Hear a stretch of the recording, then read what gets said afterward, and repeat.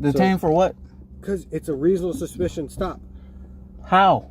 Because of you're sitting in your car in a high crime area. Management. I didn't know that. There is no such thing as crime prevention, and what I mean by that is there is really no possible way to prevent a crime other than to harass and question every individual. Welcome back to Audit the Law. Today's video is coming to us from the channel My Time to Shine. Be sure to head over and give him the credit he deserves. A little over a year ago, this man went out to sit in his car that was simply parked in his apartment complex. As he's going about his business, he is confronted by an officer that makes up his own laws. You'll know exactly what I'm talking about when you hear this buffoon start to talk. So without further ado, folks, let's get into the video.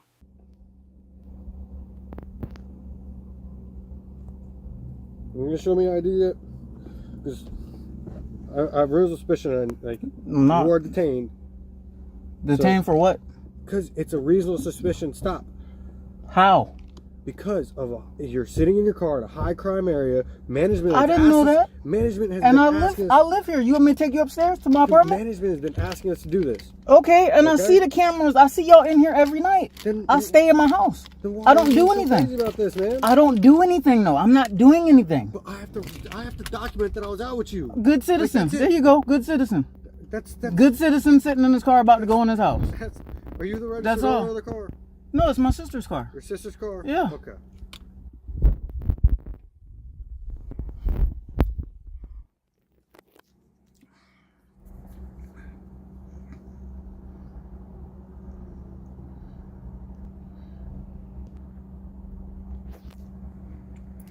Well, I tell you what, you can't sit in your damn car anymore.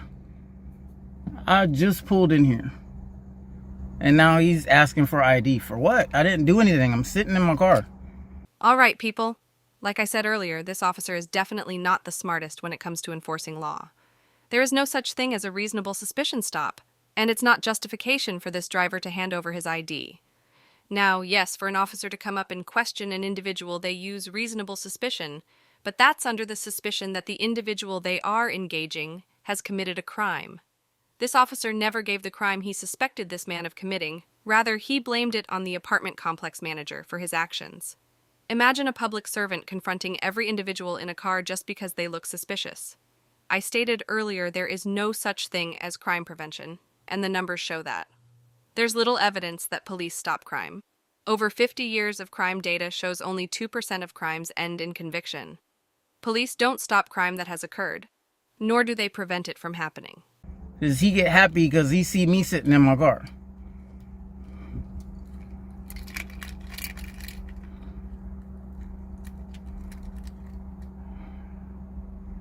But I tell you what, boy.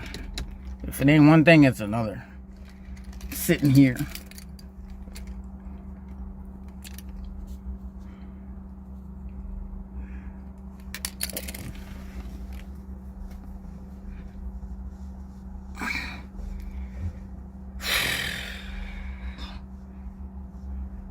What was your sister's name, man? I'm sorry? What was your sister's name? What did the tag run? Would the name come up?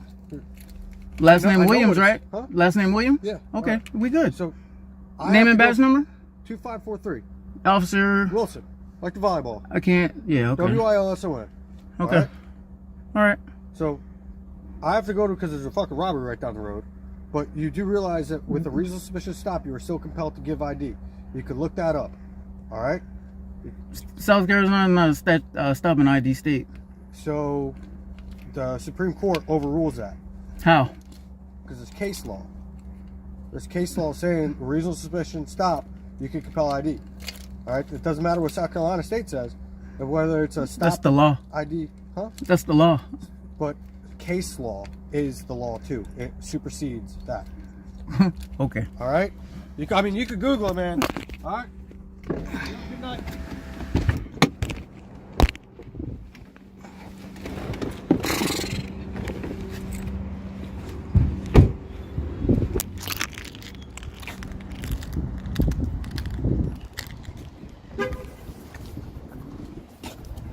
Not sure exactly what case law this buffoon of a cop is referring to.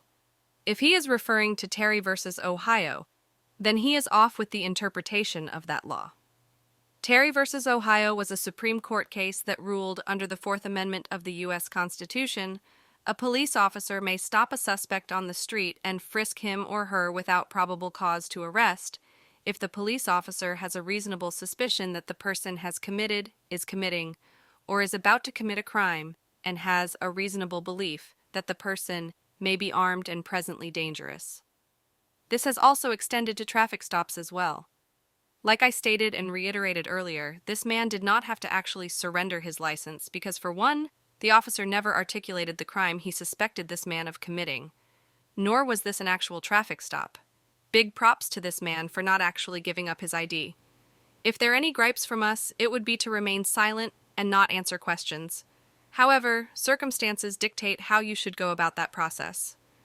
This officer seemed eager to take anyone to jail, and it was obvious was looking for trouble. Big props to this guy for exercising his rights. Make sure you all head over to his channel, subscribe, and I will see you all over in his comments. Ladies and gentlemen, thank you all for watching.